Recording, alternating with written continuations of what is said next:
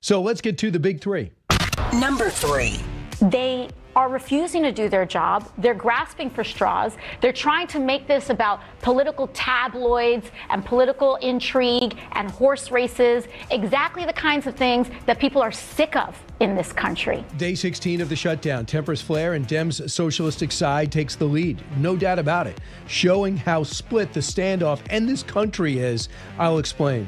Number 2. The biggest challenge is getting Hamas out of control of Gaza, and that's looking actually as elusive as ever. And the big question is, how much capital is Trump going to spend? If Hamas continues to take power, it's going to take buy-in from the Arab allies to really push them out. Gaza peace deal making some in-game adjustments as Hamas refuses to put down their weapons and return 19 bodies of Israelis they murdered. We'll have the latest. Number 1. Would you give President Trump credit or not, to any extent? Credit or not? I think it's too early to do so. Too early to say. But if it proves to be something that is lasting, something that is durable, then I think that's where you give credit. Really? The 20 hostages out, you get no credit? That is Zohran Mamdani, the debate day for the New York City's mayor's race. And the world is watching as the front runner, Zohran, sits down with Fox to smile his way through his wacky policies. Senator Joni Ernst joins us now. Senator, when you look at the Democratic Party, do you think of Joe Manchin or do you think of AOC and Bernie Sanders and Zohran Mamdani? Like, how do you view the opposite party? Well, right now, it certainly isn't that party of Joe Manchin and Kirsten Sinema, people that would come together and work with us on issues. We see it now as the party of Bernie Sanders and AOC, and that can be very dangerous, I think, for those that truly do love our country and the way we've developed over the last 2.5 centuries. So it's very scary, and we are seeing the results of that here on Capitol Hill during this government shutdown, where we see Democrats now pushing further and further to the left. They want to eventually get to a one-payer system when it comes to health care, and it's really frustrating right now. For so many people in middle America, like Iowa, where I come from, they just don't understand the mindset of these New York elites that are, striving for socialism. Because Hakeem Jeffries and Senator Schumer live within a mile of each other in Brooklyn. So that's what you're talking about. That's leadership on the left, both of which have not endorsed the one who won the Democratic primary in Manhattan, the biggest city and the financial center of the country, arguably the world. So they're having trouble figuring out what direction their party wants to go in. AOC came out last night and said, well, it's a bad precedent because if a moderate wins the nomination, I'm supposed to go support that moderate. So they have some problems. They do have problems, and I don't feel one iota bit sorry for AOC. I do think we need more people that are willing to work together. We've got some serious issues in the federal government right now. We are trying to right-size our federal government when our taxpayers are forking more and more money out to support a bloated bureaucracy. There are issues. So we are desperately trying to get to where we need to be in order to support our constituencies and also do the right thing by our taxpayers. You also said you're doing a study to find out how much we're actually losing during this shutdown. And you said the price tag has blown past $4.4 billion. Oh, yes, Brian. We have the Schumer shutdown shenanigans have already wasted $4.8 billion. We are spending $400 million per workday by paying 750,000 federal employees not to work. And we're losing that money because they will get paid, these federal employees. They're at home or, hanging out, doing whatever while they're not working. But it means we don't have that work being done in the offices. So it means they'll have to come back. We'll have to maybe pay overtime, whatever it happens to be. But they're still getting paid that $400 million every single day. And we have no productivity to show for it. So this is what what Leader Schumer is doing with the Schumer shutdown, it's costing our taxpayers that much money. So I do have a non-essential workers transparency act, and it will expose the lost productivity and the exact cost of this Democratic Party's national political stunt. So it requires these federal agencies to detail the number of furloughed employees during a shutdown and the cost of paying them not to work. So again, it's a lot of money wasted during this shutdown, and we can pin that blame directly on Leader Schumer. Chuck Schumer is the one that has shut down this government because of his far left base's demands. I understand that. Here's what Bernie Sanders said last night as he and AOC, who are the pulse of the party right now, sadly, two socialists. Cut 21. We're going to do everything that we can to bring an end to this terrible shutdown, which is hurting you and which is hurting 1 million federal employees and millions of people who use federal services. But also, we have got to be cognizant that if Trump wins this fight, our healthcare system could well collapse and tens of thousands of people could die every single year. Do you think Trump could win this fight? No, we're going to win it. But it's not, I don't want to look at it like a political fight. We're going to win it because the American people are on our side. The stats say, I think 67% blame Republicans, 63% blame Democrats. I saw a poll that was just the opposite. So it's roughly people are upset at both parties. But what he wants to do is restructure health care, which is not on the table. Right, exactly. And that's what they are fighting over, Brian, is what they are trying to do is extend these COVID-era expanded subsidies for Obamacare. So what happened during COVID? The Democrats expanded, the subsidies, which tells me, one, that Obamacare, if we have to fork out these giant subsidies, Obamacare is not affordable, bottom line. And here they are trying to extend them even longer. This is not part of the debate. This is not part of the we need to open federal government up. What President Trump has said is open up the government, and then we'll talk about this separate issue of the expanded subsidies. But what we have to remember is we have to return to fiscal sanity and pre-pandemic levels. I want to make sure that we are taking care of people that need to be taken care of, but we also need reforms in place. Because to end Obamacare is a waste. disaster. We're trying to bail out a program that's not working. Yes, it is not working, which is why we have to throw so much money at this program to make it work for Joe on the street. And when do you say when? How much more money and time are we going to throw at a system that is broken? Are we going to have to expand it even more? $40 billion? How much more are we going to throw at this? It is broken. It is not affordable. It is not working for the American people. And we know that illegal immigrants are getting these social services. And we know that in Oregon, for example, more money is spent on health care for illegals than cops. So you have a bigger budget for illegal immigrants than you do for your law enforcement. That's how upside down that state is, that city is. I want to bring you to something else. You're from an ag state, obviously the quintessential ag state in Iowa, and people are upset that the Chinese have decided not to buy our soybeans or our agricultural products. And now as we go to bail out Argentina, it has dropped the price of their soybeans, and China is buying their soybeans at a discount rate while we bail out the country. Are you okay with that? I am not. So I've actually raised this issue with Secretary Rollins over at USDA. We were visiting about this just yesterday morning, and then I spoke directly to our U.S. trade rep, Jameson Greer, yesterday as well. And if this is the way it's going to be, and Argentina is selling their soybeans to China instead of China buying from the U.S., then Argentina needs to buy product from Middle America, from Iowa, They could be backfilling their soybeans with our soybeans or our soybean crush.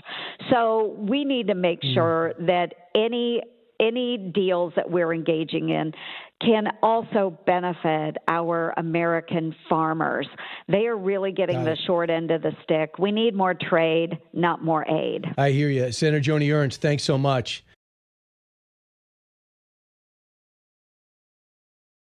One thing to understand is some of these countries need an international mandate, like through the UN, to contribute the troops. They need and want it according to their local laws or their constitution. And that's where we come in. We're working through all of those pieces right now as we speak. So, Ambassador Michael Waltz of the UN, talking about getting the rest of the bodies back and also stopping the execution of Hamas, just killing people that they thought were against them. And they say our collaborators, we know that's folly. Dennis Ross joins us now, one of the most respected Middle East minds out there today, worked for Republicans as well as Democratic leaders, author of Statecraft 2.0, What America Needs to Lead a Multipolar World, and they're trying to lead again. Ambassador, your thoughts of phase one of this deal so far, with 20 hostages out and thousands of prisoners exchanged? Well, look, I think the most important thing is that those 20 hostages are out. Yep. That should have been the main preoccupation, and it's been delivered. And that's, one should not underestimate the significance of that. And it is, I think, an extraordinary achievement, especially after 2 years, especially when so many people thought that Hamas would never give up the live hostages. Now, we may see them, what Hamas is doing now, by saying they don't know where their arrests are or that there's some are really hard to recover, meaning the live hostages return, but they seem to be playing games with the bodies. Is that what you believe? Because here's what they said. For the remaining bodies, they require great efforts and special equipment to search for and extract them, and we are making a great effort to close that file. Do you not believe them? I take everything they say with a huge grain of salt. They were clearly conveying in the past that they knew the whereabouts of hostages. To be fair, I'm sure there are some that it will take. It'll take machinery to recover them. But if that was the case, that should have been clear, and they should have made it clear much earlier. One thing we know, the Egyptians have very good intelligence in Gaza, and they're working. The Turks are now working as well. No one wants this to break down. So I do think this is an issue. Even if I think they've been playing games, I do think this is an issue that will get resolved. So a couple of things. The U.S. sees the execution of 33 so-called collaborators by Hamas. There's about 7,000 left. They reestablished security positions. I've also seen online some video of other clans, many, I think a few of which have been supplied by the IDF and deemed as people that the IDF and Israel can work with.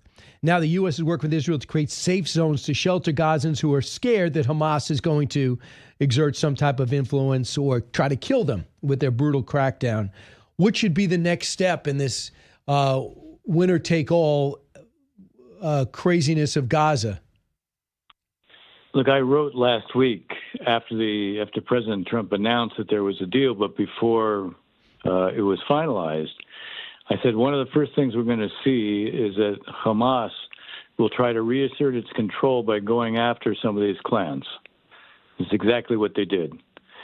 So one of the things that has to happen again is we need to reestablish on the part of those who are the mediators and who have influence on Hamas, meaning Turkey and Qatar and Egypt just because they're next door, they need to establish very quickly with Hamas what are the ground rules. And the ground rules are this kind of execution, this kind of action stops. You want to hear that, right? Ambassador, how would they do that? Would they say that publicly, or we get, according to reports, Egyptian officials have communicated to Hamas that these executions will stop? Like, we're waiting for we always know where the U.S. stands, where Israel stands, and the Palestinian Authority perhaps got it. But the difference now, I hope, ideally, is these Arab nations, these Muslim nations, these Gulf states have to start asserting themselves. This is their moment. You know, Brian, I could not agree with you more. I've been saying what makes this certain moment different than anything we've seen in the past when it comes to peacemaking. I see an increasing readiness on the part of key Arab states to assume responsibility on the Palestinian issue that they have never assumed before. I can tell you in the year 2000, when we were trying to get Arafat to agree to, by the way, what most of his own negotiating delegation wanted to accept, we wanted the Arab states to go and lean on him to get him to say yes. And they didn't do it. And why didn't they do it? Because at that time they feared Arafat would stand up and say, the king of Saudi Arabia is pressing me to betray the Palestinian national cause, and I won't do it. And no one at that time on the Arab side wanted to be in a position where he could accuse them of that. Now, there's two differences today, maybe three. The first, there is no Palestinian leader with the stature of Arafat. He was iconic. Second, the Arabs at that time never felt the responsibility to settle the conflict. Yeah, they wanted it done, but it was up to us to settle it, not up to them. And the third thing is that there is now among Arab states, increasingly, especially the Gulf states, the Saudis and the Emiratis, a recognition that this war, not just today, but the conflict itself has to end because it is a distortion. It is causing them not to be able to pursue what are their real priorities. Yep. It means we have the chance. It's not a given, and we shouldn't take it as a given, and nothing is self-executing. But we now have a chance to get the Arabs to assume a role that they've never been prepared to assume before. That's what's new in this situation. And this is, to me, much more promising than when you were dealing with this every single day. I mean, absolutely. And you, by the way, you had this two-state solution proposal. Clinton had the two-state solution. And this is why Hillary Clinton sounds like Trump and, was not jumping on every Democratic saying the Palestinians are the problem. Excuse me. Every Democrat was saying Palestinians are the problem. Hamas has got a point. But Hillary Clinton and Bill Clinton would never say that because you guys were so close to providing the West Bank and Gaza and a bridge or a tunnel connecting both places with a portion of Jerusalem. And Barak, Ehud right. Barak was willing to do what almost no other Israeli leader was going to do and do that. And Yasser Arafat goes, no, I'll be killed the next day. I'm walking away from it. That's where the anger comes from your side in the 90s, right? Absolutely. Look, I'll tell you, I had a dinner in Rawabi, which is a town in the West Bank, actually quite a remarkable one in the West Bank. And it was with one of the former Palestinian negotiators. It was about 18 months ago, and he says to me, can you imagine where we would be today if we had said yes? Unbelievable. Yeah. Now, they wanted this. The point is, the whole Palestinian delegation wanted to say yes, and Arafat said no. But this is what's different, Dennis. And you obviously you're the superstar in this area. But here's what's different. I think these Gulf states and these Arab states, they're thinking about their economy. They're thinking about getting their people going. What I'm seeing in Saudi Arabia with all their faults and all their past, and I get Khashoggi and everything like that, they changed the curriculum in Saudi Arabia. You have people growing up now wanting to be business people. They're trying to get entertainment. You have American comedians going over there. They're trying to be part of the golf world. They want to host a World Cup. That's not an insular society who want to one day turn over every government and march to Mecca. Like, there's a different goal for these Gulf states now. And I think they see that Israel's not going anywhere. They have never been more powerful. They just put on an awesome military display, something I would write back in a novel, and I'd say, well, this is a great novel, but they'll never happen. But they did. So these Arab states go, I don't want any part of that. I have a bigger problem with Iran than I have with Israel. And let's just get our economies intermingled and let's start moving forward. This is a much different, this is much more hopeful. It is a different world. Brian, you put your finger on it. People don't say this, but we have seen a social revolution in Saudi Arabia. Whatever, yes, should Khashoggi have ever happened? Absolutely not.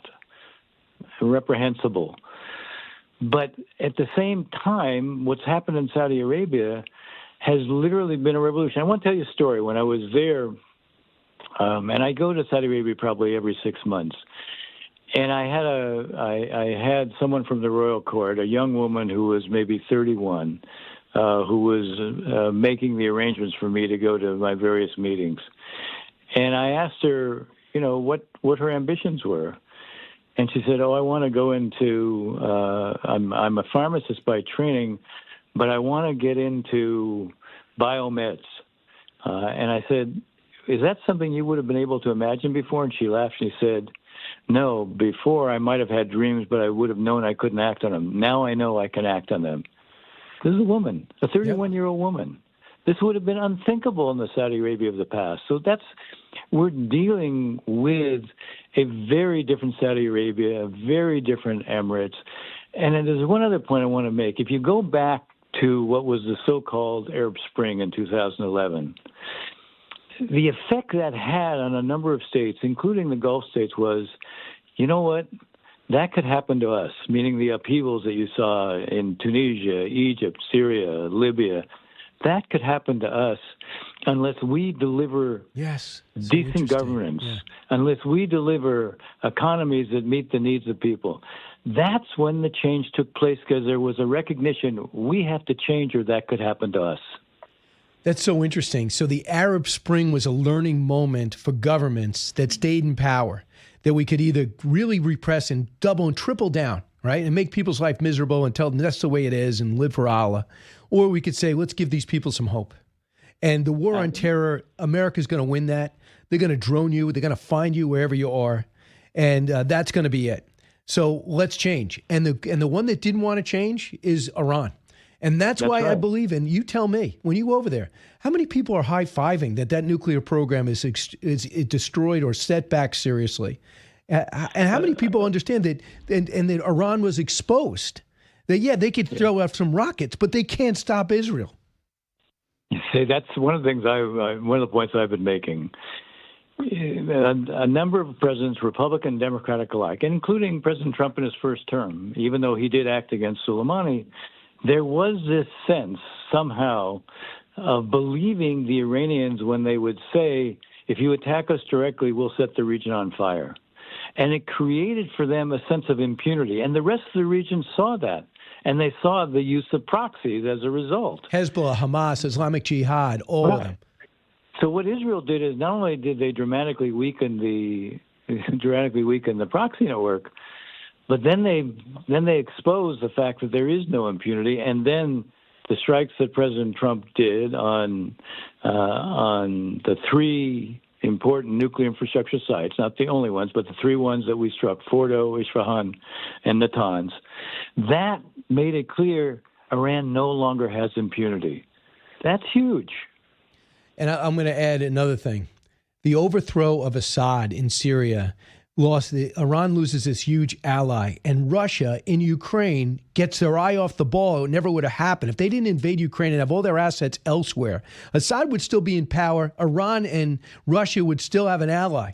But now they find themselves isolated in that area. You have an al-Qaeda guy, which worries me, who's in charge, but now says, I'm open to being part of the Abraham Accords, and I'm not sure what's going to happen there.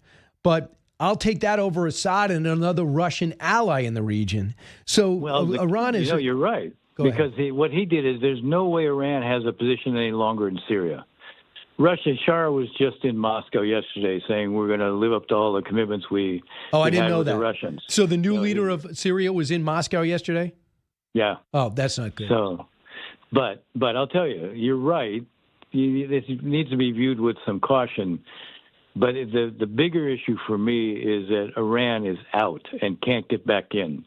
The Hezbollah was the crown jewel for the Iranians and their proxy network, but Syria was the key to the proxy network, and that's gone. So that's huge. Look, the Russian connection is tied up with Turkey. It's not clear to me, by the way, that the Trump administration is necessarily opposed to the Russian-Turkish Syria connection. I would personally like to see us doing more to see if we can test if Shah is prepared to be as pragmatic as he says. I am a little weary of seeing the Russians in there because the agreement means they get to maintain the facilities they have, the naval and air facilities they have there. That would be a That disaster. makes me a Why little wouldn't we uneasy. use it as leverage for recognition? We recognized and we said we're going to lift the sanctions, and we didn't go ahead and say, by the way, cut your Russian connection off. I wish we had done that. Yeah, that's a big error. That's a huge error. And also, it's interesting because the president set up those relationships with the Gulf states in the region in order to combine with Israel to do the deal with the Palestinian situation. And finally, Palestinian technocrats who are supposed to take over. Do they exist? They do exist. They do exist, especially if they're drawn from the Palestinian diaspora outside of the area. Look, there can be some from the West Bank. There are some. I've known them in the past in Gaza, but there are also those internationally that can be drawn on. They do exist, but the question is going to be the issue of Hamas disarmament. If there isn't a credible approach to that, and it has to be mechanical, it has to have clear measures. What do we define as the endpoint of that? You're not going to disarm every single Hamas guy of his weapon. What's the measure of real disarmament? And how do we create the right linkage between disarmament and the process of Israeli withdrawal? That's really the crux of the matter. Because if you want independence in Gaza, the only way you get it is if Hamas is not in a position to coerce anybody there. Exactly. And if it's only could take Arab help, the IDF can go in there and try to wipe out the 7,000, but it'll create there's got to, I'm hopefully the Arab world can understand that there'll be, they could be the alternative. Ambassador Dennis Ross, always great to talk to you. Thank you. All right. Take care, Brian.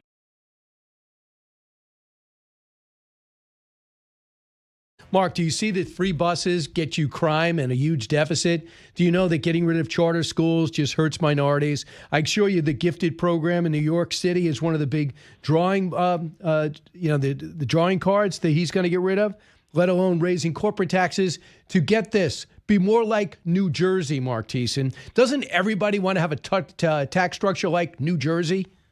Yes, exactly. I mean, look, if the people of New York elect this guy, they deserve what they get. It reminds me of when Ed Koch was running against Mayor Dinkins and then lost to Mayor Dinkins in the primary.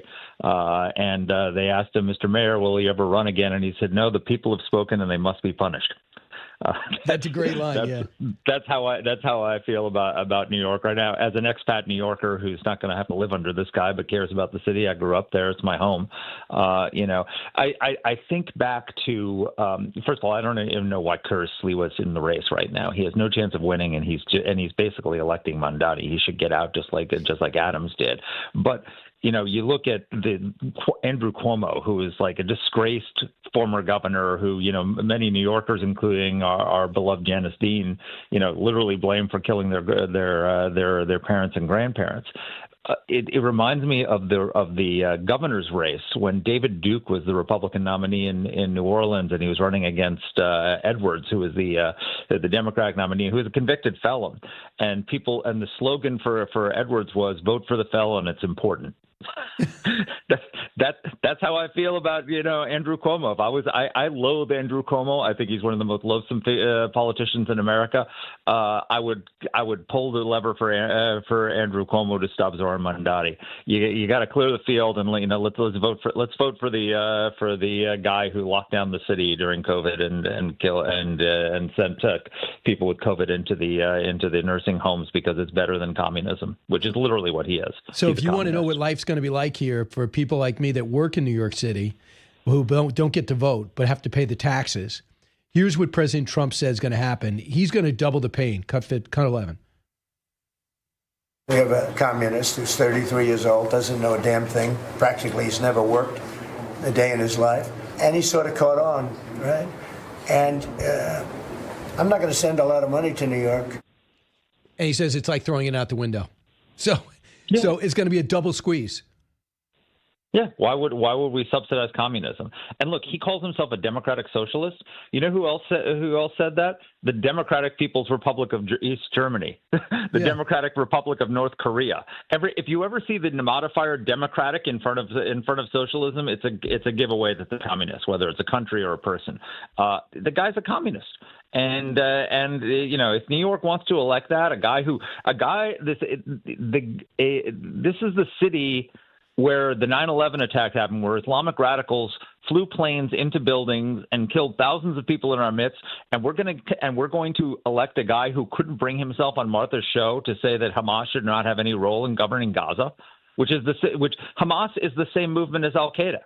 They have the same goals. There's no difference between Hamas and Al Qaeda. Hamas is not a Palestinian liberation statehood movement. They are the same ideology as Al Qaeda. They want to destroy all the Western designed states. They want to build a caliphate that goes from Spain to the Middle East. And we're going to elect a guy who can't even bring himself to condemn that. It's just appalling. Marc, how does the template for what the president's pulled off so far, and we go over the details of some things that are getting derailed, but how does the template of that lead to what could happen in Ukraine? Well, what he did what's very important to understand is that Biden, what he did was he rejected all of Biden's policies and reversed them.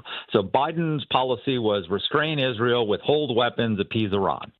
And he did the opposite. He armed Israel, he unleashed the IDF, and he obliterated the Iranian nuclear program. And that created the conditions that allowed him to do this peace plan, which the entire world rallied around. He didn't persuade Hamas to give up its weapons and to hand over the hostages. He forced them to do it by isolating them, by cutting off their patron, by inflicting financial and military pain on them. The same thing is true in Russia.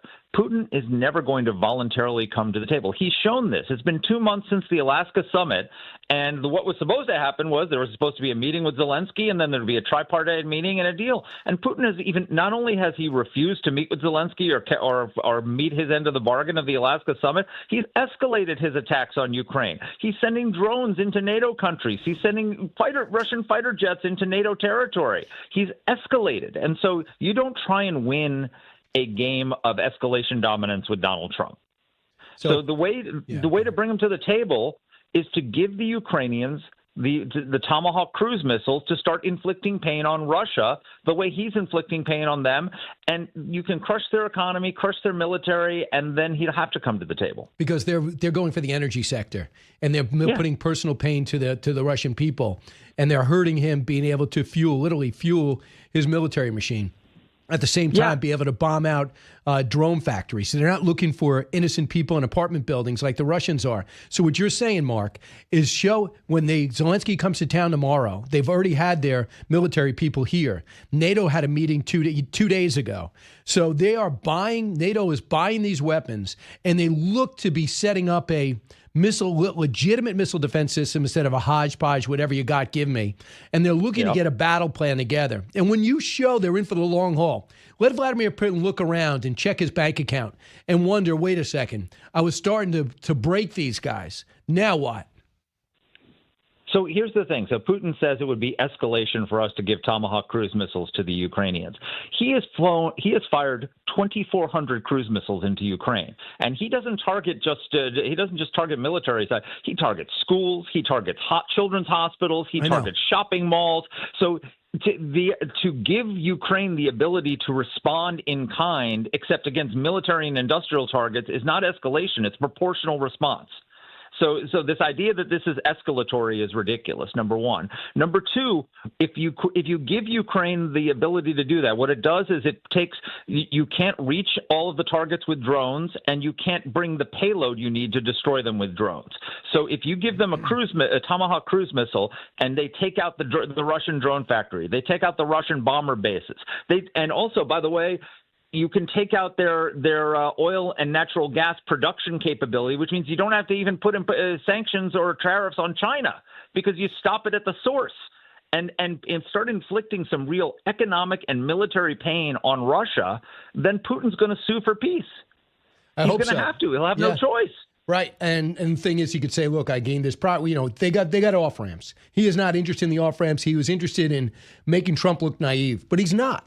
Trump's like, listen, force him to an off ramp. Yeah, so the off ramp is you get to keep the land you got, and for no reason except for we just don't want to prolong war in the area. But what you've done is you have alerted all of NATO that America, instead of begging you to fortify your defense, now you know you have to. We added 2 more great countries into NATO. Maybe Joe Biden gets credit for that, whatever it is, or the realities suck.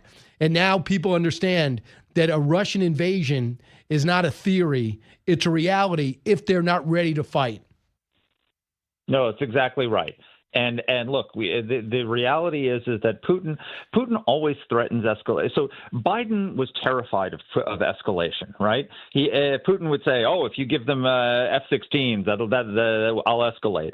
And Biden would quiver and quiver and quiver, and then eventually he'd do it, and the escalation would never materialize. He said, "If you give them ATACMS that can fire into Russia, well, then we'll escalate." The escalation never comes because Putin has never attacked a NATO country. He's only invaded non-NATO countries because he can't beat Ukraine. How the hell is he going to beat Poland? How is he going to beat the NATO alliance in a war? He'd be crushed. And so he's not going to do that. So, I think the only way to end this is to impose costs on Russia that are unacceptable to Putin. And hopefully we get a battle plan Friday. It's amazing the way these two, Zelensky and Trump, are beginning to like each other.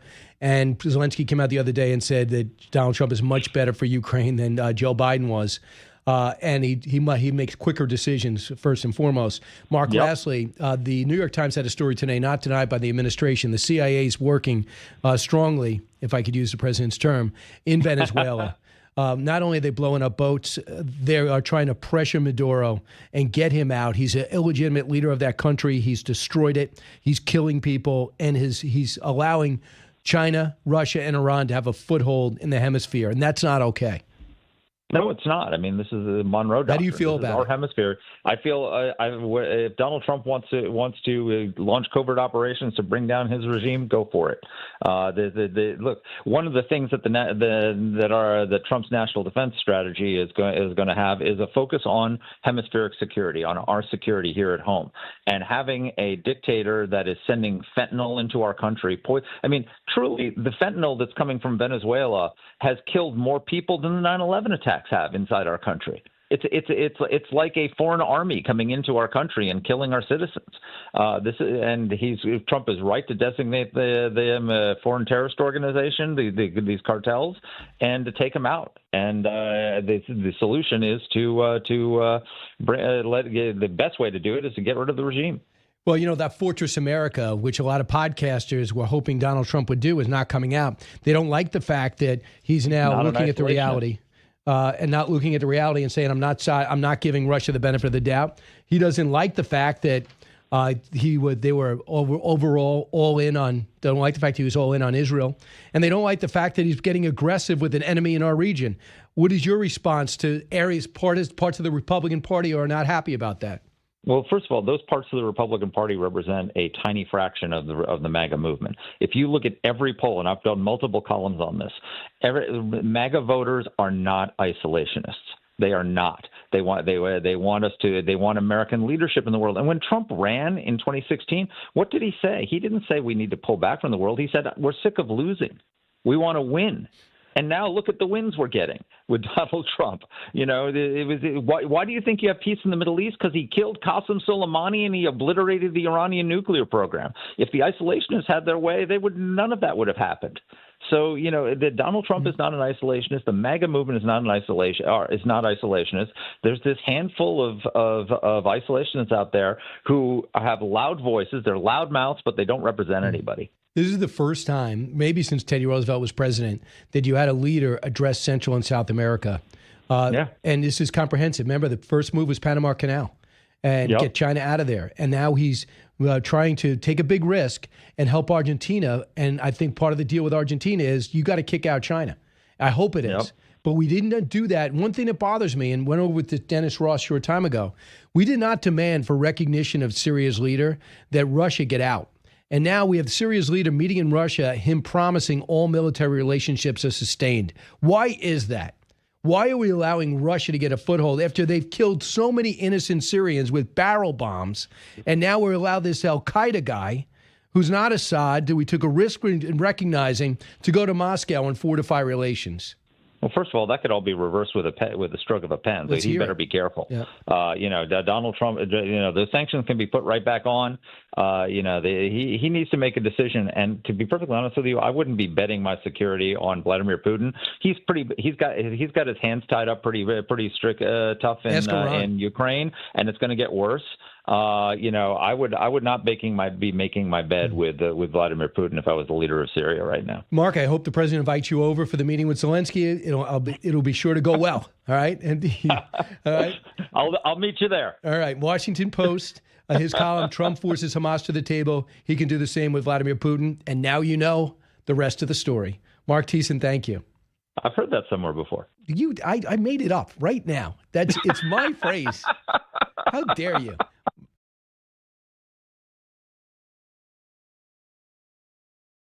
We're not permitted to spy on the Israelis. We're not permitted. The potential for blowback is outrageous. Can you imagine if we spied on the Israelis and got caught? Every member of Congress would be demanding the CIA director's head. Do you think that we really don't spy on the Israelis? That was verboten when I was there. I was surprised to hear you say that in that interview because I figured it's this gentleman's game, so to speak. Mm-mm. With most other places, post 9/11, we developed the Five Eyes, and we don't spy on each other in the Five Eyes. And of course, we have very, very close relationships with other countries. Not a ton, but a lot. But the Israelis are special.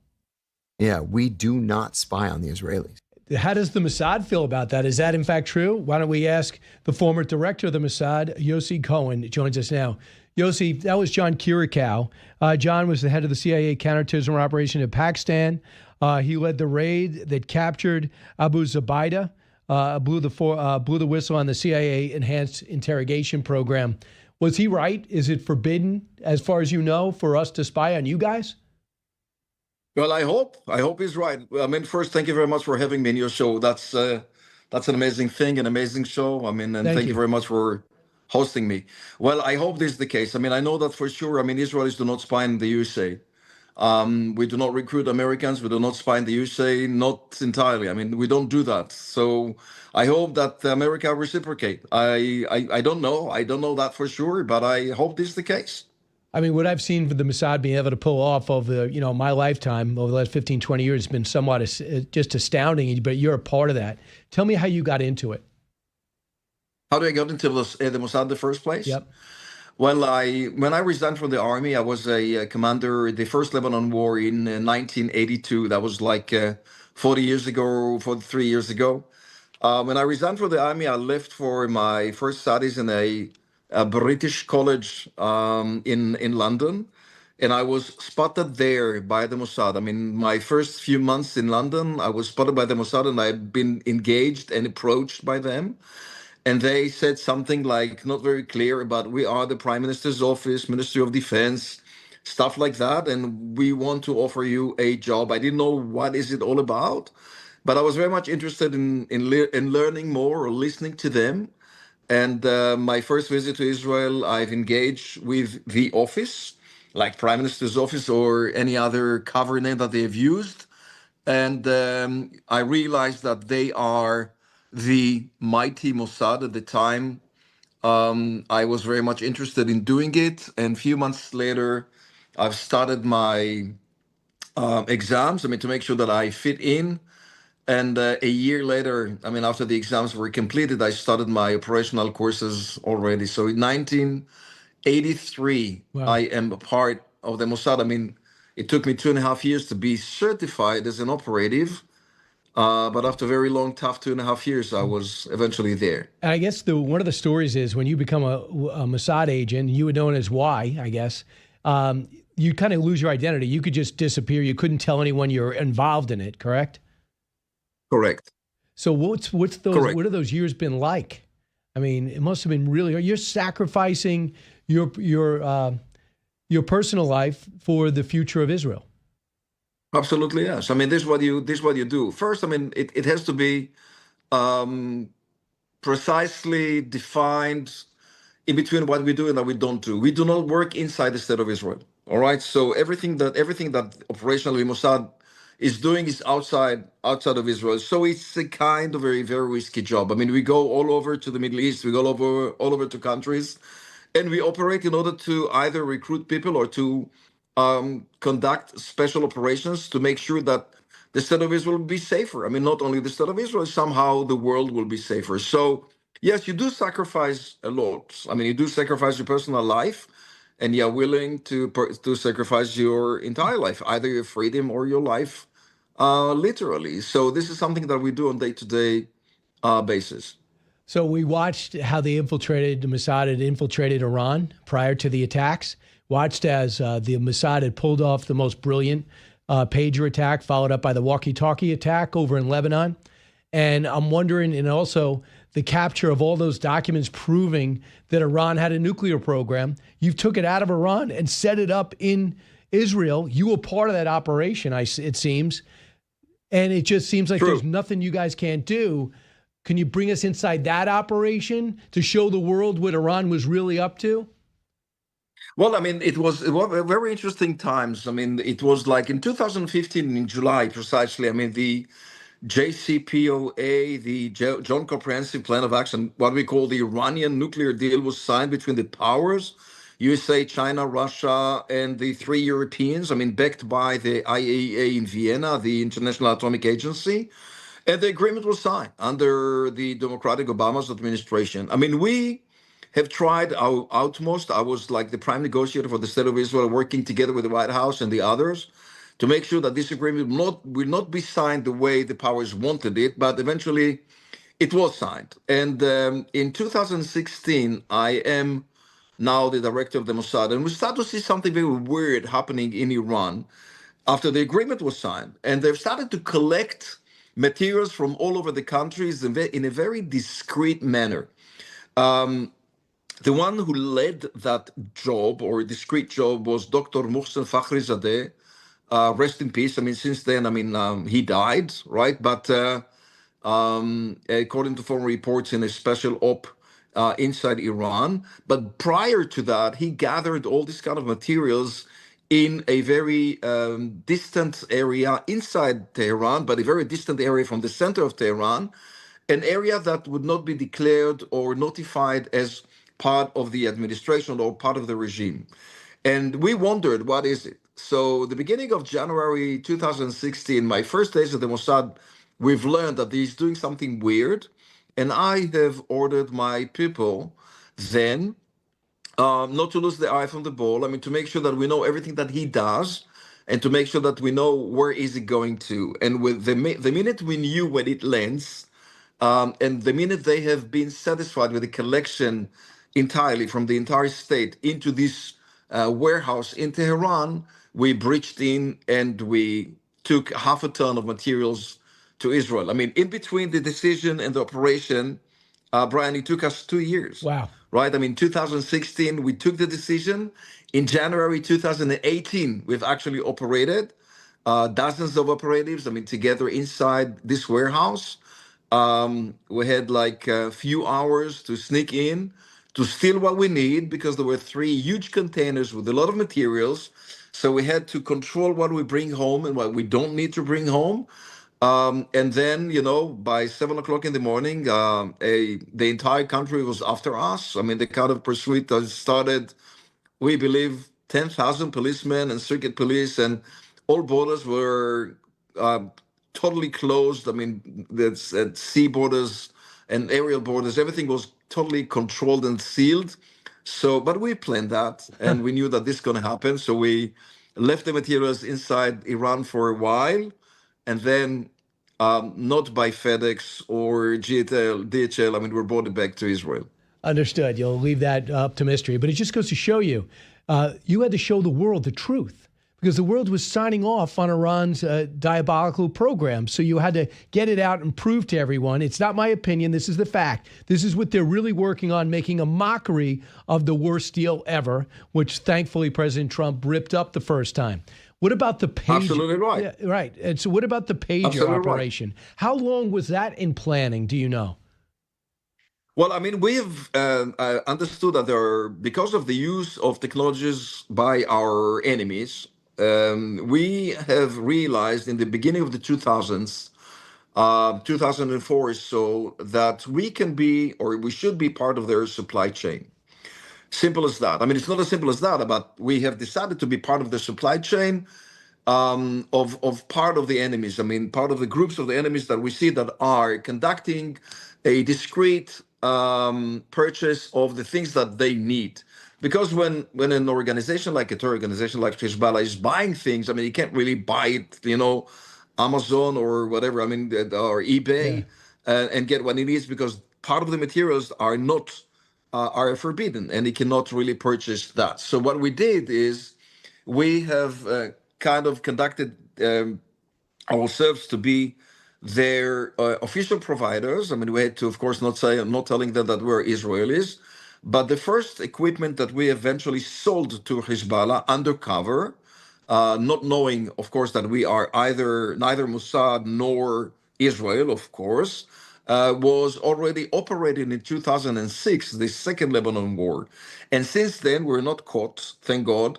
And since then, we are selling again and again and again equipments, not only to them, but to other, let's say, organizations or countries that we're interested in either three things. One is intelligence, two, location, and three, to disrupt. So disruption could be either a little bomb inside, little explosive things inside, or any other manner, like it would stop operating or will tell us where it is and what do they do with it. So they didn't want cell phones, so they want to be tracked. So they were going to use pagers. They're going to be smarter than you. But you guys put explosive devices in those pagers. They always had to keep them on because they never knew when Hezbollah would come call it, and they had to do some terror operation, usually against Israel.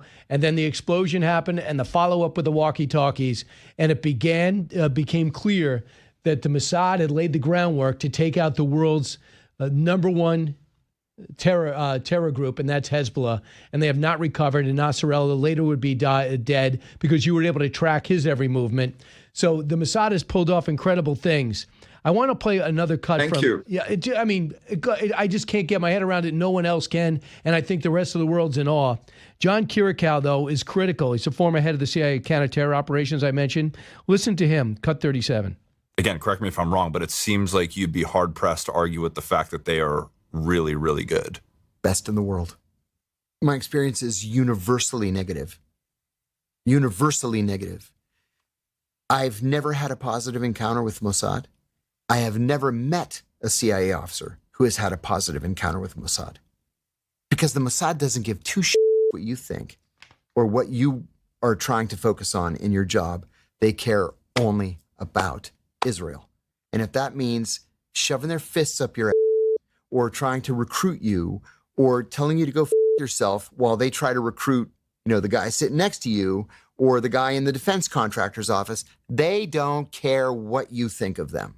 Because for them, it's an issue of survival. I don't know if if you disagree with anything he said, right? I disagree with everything he said. Yeah. Well, I don't know the guy, by the way. I've never worked with him or never met with him, or probably if I did, I don't remember the name. But you know what? When I finished my time after long 5.5 years, and I'd been working with 4 different directors of the CIA. I started with John Brennan, who's under Obama. Then Mike Pompeo took over. Then Gina Haspel, his deputy, took over when Mike was nominated to be Secretary of State. Then again, Bill Burns with the Democrats under Biden. And I know them all, and I respect them all. And the level of cooperation that I had with the CIA as director of the Mossad, deputy director of the Mossad, and you know what?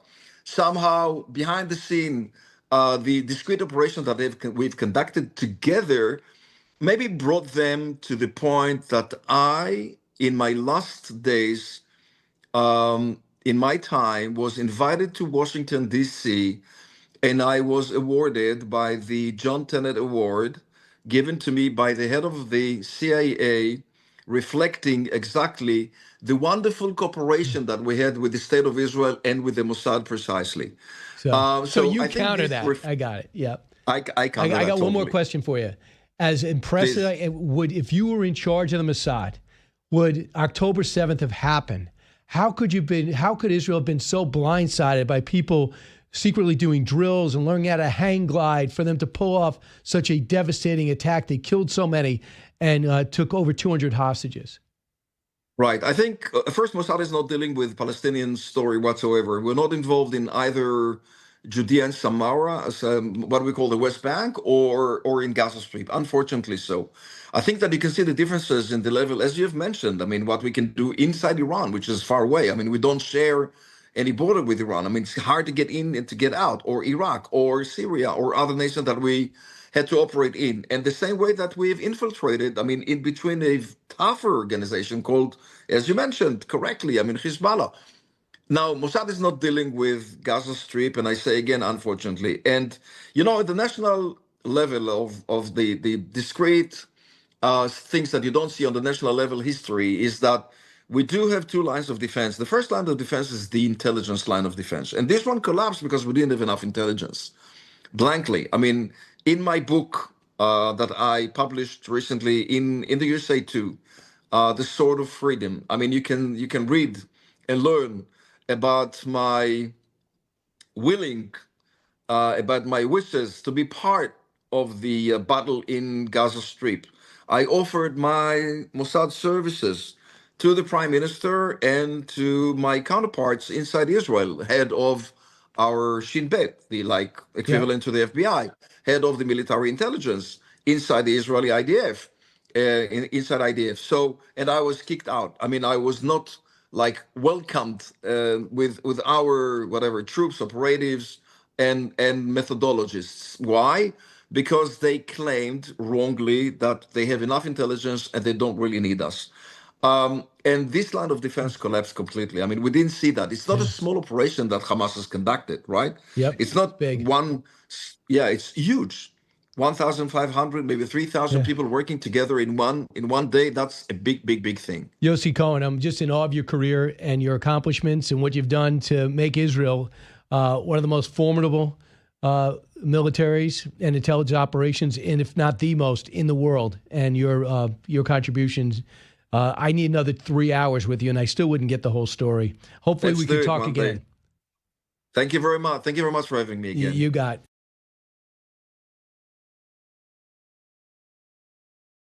Zvika, welcome back to the Brian Kilmeade Show. What is life like right now in Jerusalem? Hi, Brian. How are you? Good. Life is, it feels like it's getting back to normal, in a sense. It's not totally back to normal yet, but we had some news this week. Yes, you did. First off, just a question: in the north, with the Hezbollah threat decreased, have people moved back into their homes? So that's been already for a while. The homes, except for the homes that were destroyed, and that will take a while. But people have moved back, and they see a lot less of a threat there. Definitely. So no more rockets from Hamas, but you can't say Hamas is in your rearview mirror. First off, how did you view the phase one of this deal? So, I mean, I think, first of all, it was amazing accomplishment. It's not something that was that people thought would actually happen. Many people doubted it, and he made it work. We're still waiting to see what's with the bodies of the remaining 19 hostages. But the fact that the 20 remaining live hostages have been released is just a breath of fresh air for Israelis. People are so happy. They're the biggest celebrities that the country's had. Because people have been following them and their families for 2 years. So they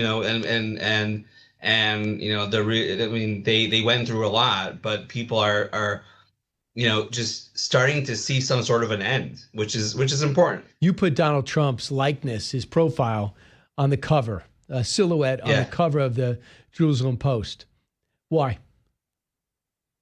So we did that. I think it was a week ago when they announced that this deal was actually signed or happening. And we published the silhouette with pictures of all the hostages that were remaining, because he made it happen. And you have to say thanks when it's due, and it was definitely something that he deserved. Anthony Blinken, the former Secretary of State, said, well, this was our plan. We had it first. He just executed our plan. I don't believe that, but I was curious, as you editor-in-chief of the Jerusalem Post, Zvika, what do you say?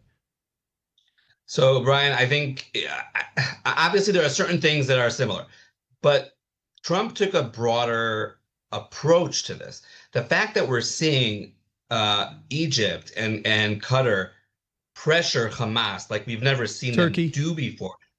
And Turkey, yeah, publicly. Now, listen, am I a big Erdogan supporter? No, but you know, they're pressuring Hamas to end with this war and to move on and you know, to disarm, etc. So and seeing these Muslim states publicly also say so, not just behind closed doors, but actually say it straightforward, like this needs to end, is something that probably wouldn't happen it definitely wouldn't happen if you know, the elections would end differently, the presidential elections. So, you know, yeah, it was the number one, I think, Zvika, I think it was the fact that the president said, I'm going to support Israel on the offensive. No hedging, no limiting. I'm going to support. At the same time, he has relationships with the Gulf states. And I know it wasn't too popular when he was and visited Saudi Arabia and Qatar and UAE and didn't end up in Israel. But he said, "No, right. I know we're friends with. Netanyahu and I are fine. I'm not. That's not what this trip's about." And everyone said, "Oh, that's a bad message." I think I even asked you back then. I think either you interviewed me or I texted you and I said, "Brian, are we okay? Is Israel are we okay? Is he ignoring us?" You know what I'm saying? Because he was in the region and he didn't come to Israel. So Israelis were for a moment, they were like, "Wait, did he like? Why is he not visiting?" You know. So I think that definitely made things happen. It fortified the relationship between the other Gulf states. Now here's the biggest test. So we see the execution of 33 so-called collaborators as Hamas tries to reestablish itself with, we think, 7,000 more fighters. I'm also seeing videos of different clans saying to Hamas, essentially, bring it on. And those are the ones that I think Israel has identified as clans they can work with. So now, logically, I would love to see the Arab nations of Egypt, Turkey, you know, Qatar stand up and go, hey, Hamas, decommission your weapons, stand down, and enough, no more executions. Does all of that have to come from us? And have you heard anything from those countries? I haven't yet heard from those countries on this topic. Those clans are Israel's working with them, you know, under the radar. Not, you know, it's like your enemy's worst enemy, right? That's what it is. It's not like peaceful forces. The problem is, you know, these countries aren't willing to put their own soldiers there because they know what chaos it is. So it's a very big question of how you could actually implement it, and it's a really big deal because no one wants to get near that area. You know, I spoke to people, you know, to very senior people in the Gulf, and they're like, we're not sending people there. Like, we'll pay someone, you know, but well, it can't be UN. And because you'll have another UNIFIL situations where they just sell out to the terror group. Number two is, we know Indonesia said it will do it. And we know it's going to be $50 billion minimum to redo Gaza, get it up and running again. You got to destroy the rest of the tunnels. And we got to put in troops that Hamas would be afraid to take a shot at. So Egypt would fill that bill. Doha, Qatar would fill that bill. But have they rejected that premise? No, they haven't rejected the premise yet, and I think there will be countries that would volunteer and actually take part in this, but it's something that also takes a while. And you know, President Trump doesn't have patience. He wanted this to happen, and he launched it. And his one thing I think Israelis are just worried about is we want him to keep on being interested, right? Like, don't just like look at this as a success and move on to another conflict. No, we still need the support. Here's Ambassador Mike Waltz with me this morning on what needs to happen now after the executions on camera, not caught, but they wanted it. They wanted everyone to see this. Cut 36. One thing to understand is some of these countries need an international mandate, like through the UN, to contribute the troops. They need and want it according to their local laws or their constitution. And that's where we come in. We're working through all of those pieces right now as we speak. So he said the Arab world, Middle East countries really count on the UN. And he's a UN ambassador. And, you know, the U.S. and Israel are very dissatisfied with the UN. Great potential, very close. So he's saying that now they're coming to the UN. They want that stamp, that UN stamp. So that's what Waltz has got to do. But it can't be UN white helmet guys. Right. The same thing is, by the way, you know, Hamas wants the UN to distribute the aid because they want it for themselves, and not, you know, the GHF, the humanitarian foundation that was established by the United States and Israel. So I think, yeah, we can't have it be the UN. And luckily, President Trump is not satisfied with the UN, so it would support us on that. So you wrote a story about the release of the Berman twins from Hamas captivity as a miracle few will understand. Do you want to give us an idea of what you mean?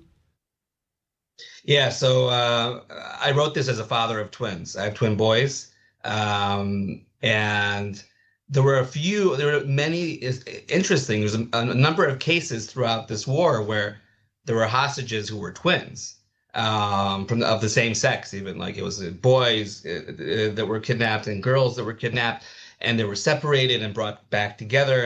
And I said it was a very dramatic statement that in my opinion, was, you know, as an Israeli, like Americans wouldn't necessarily understand it. I would prefer to have both of my sons being kidnapped together, you know, as twins, than one of them, because separating them is such a terrible situation. But I think these twins who were they were both kidnapped, but they were held separately most of the time, will be able to heal together. Like, they were at the hospital and they asked to stay in the same room. Like, they could have got their own room. And I think it's a special connection there. And I'm actually waiting to hear their story. Oh, okay, to get it. So 19 bodies left. They have to turn them over, but they said they're going to need special equipment, Hamas, to get to them. Do you believe that? Right. I believe it on a certain amount of that 19 of those 19 bodies. I think there are others that they actually will be able to deal with. It's really an issue of putting a bit more pressure. That's what, again, Israeli sources are saying. But you know, I think they definitely probably need that equipment because we bombed the hell out of that place, and you know, there's a lot of rubble. This looks like an earthquake and a tornado and a tsunami all at once, and it would be tough to rebuild. But if they're shooting at you, it's not going to be rebuilt. I mean, right. What is the sense inside Israel? I mean, there's 7,000 fighters now without the protection of hostages. So I know there's a big sentiment in Israel right now. Let's just go in and wipe them out. That's not because they're not fulfilling the deal. Right. What's the public sentiment like as we watch them kill people that Israel maybe have felt comfortable dealing with, not using them as informants, but dealing with possible governorship? So what is the sentiment in Israel about that, about taking action themselves again? So I would say the sentiment would be, if these bodies are not given to Israel, because they said they could return these bodies. That's part of the deal, right? They signed a deal saying a number of people, right? So if they don't actually abide to their side of the deal, there would be a really big amount of Israelis that would say, as you said, go in, wipe them out, because now we don't have the constraints of the living hostages. And that was a big deal. You know, it was a very big humanitarian issue where the IDF, even though, you know, the liberal or progressive media sees Israel as an aggressor, actually was very careful during the war there. All right, Zvika, it's going to be an interesting time in Jerusalem. People are going to keep their eye on it because we want to see if they can get to the reconstruction part. And then, of course, in the perfect world, in come the Abraham Accords. And also to keep his eye on Hezbollah. How much is Hezbollah done? What is left of Hezbollah? Not a lot, actually. Hezbollah is a lot less of a threat than Hamas. I mean, could Lebanon take control of their country again? Not yet, but Israel's intelligence and presence intelligence, presence and IDF presence there was so deep that it allowed, for Israel to do so many truly amazing things there. And Gaza was a failure in that sense. It took a really long time. 2 years is a very long time to have that battle and that war. Absolutely. Zvika, we'll stay in touch. It's a very exciting time in Jerusalem, and hopefully the good times roll now and peace breaks out everywhere. Zvika Amen. Klein. Thank you, Brian. You got it. Editor-in-Chief of the Jerusalem Post. Thanks so much.